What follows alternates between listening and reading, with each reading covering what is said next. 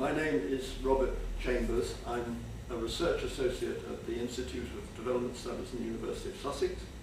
Research associate means that you have retired, but they have not yet figured out how to get rid of you. It's a very, very pleasant condition to be in until they get rid of you.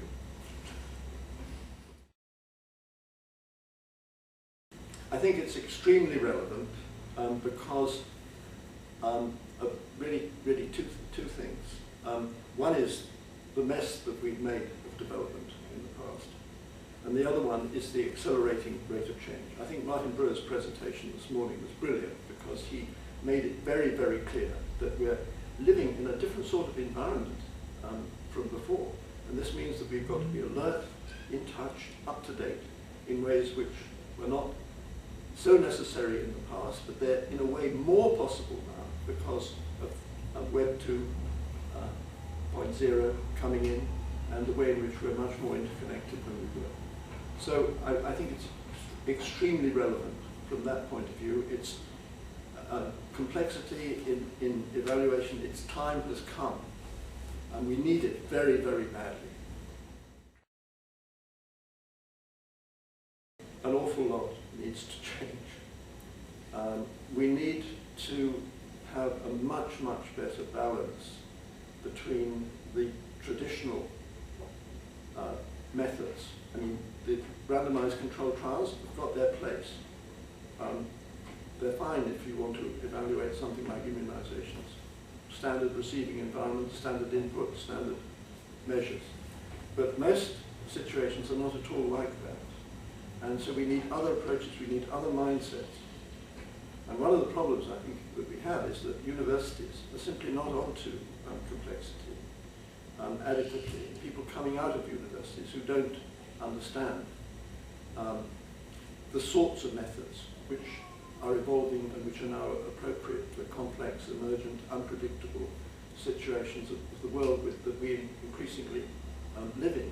And this links to with participation, that participatory approaches and methods which empower people to do their own analysis, allow them to generate their own insights and evolve their own insights and their own values around issues of complexity.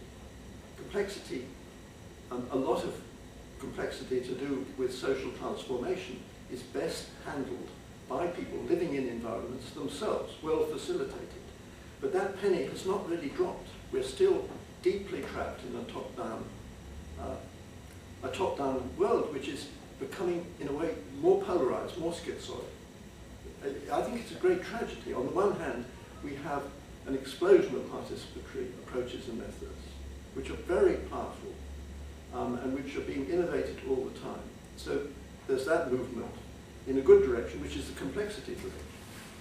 And at the same time, we have what people here are calling back donors. The donor agencies, the funding agencies, are becoming more and more audit-oriented, and more demanding numbers, more and more demanding upward accountability instead of 360-degree accountability.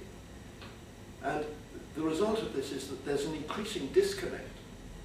And the danger is that the empowerment that ought to be taking place, the changing relationships and power relationships which ought to be taking place all through the system, will simply not take place because of these top-down magnets almost, which make us all like iron filings point upwards and look upwards instead of looking all around and looking downwards and being accountable to poor people. I mean, another thing let me add is that really hurts me is that, and this includes at this conference, which has been extremely well organized and very well orchestrated, but there doesn't seem to be significant awareness that power relations can be changed and insights can be improved, related directly to issues around complexity and emergence and people's realities through numbers which are generated in a participatory way at the local level, and dimensions which are qualitative, which are thought to be only qualitative, can be given numbers by people themselves. And when they do that, they understand and see and recognize their reality more, and they actually decide to change. So it's a win-win situation, and we've got these win-win potentials now, which we didn't have 20 years ago to the same, anything like the same extent. And very few people seem to be aware of it, and very few facilitators are being recruited, or indeed are able to facilitate these methods. And very few people in the sponsoring agencies, the INGOs, NGOs, governments, and particularly the donors, very few people seem to be aware or prepared to take the risk or give the time to facilitators, finding the right facilitators, to develop ways which fit particular concepts, particular contexts, for these realities to be expressed. So we have a huge potential. And for me, it's a tragedy that it's not being realized.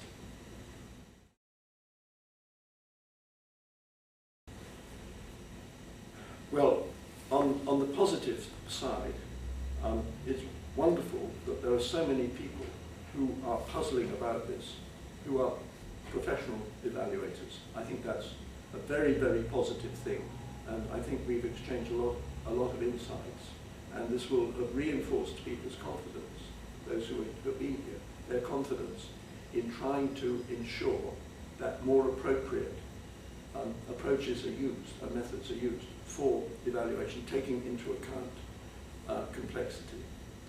I mean, that's a very positive thing about it.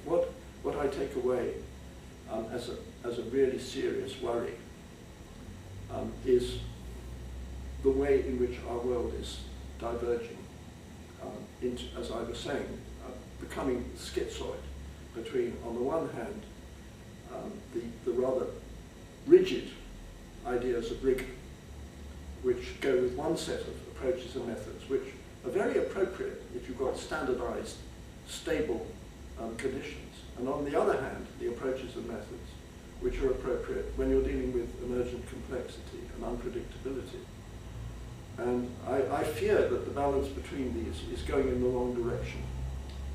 And I worry that the top-down form of rigor, which has got its place, I fear that will spread more and more and become more and more dominant.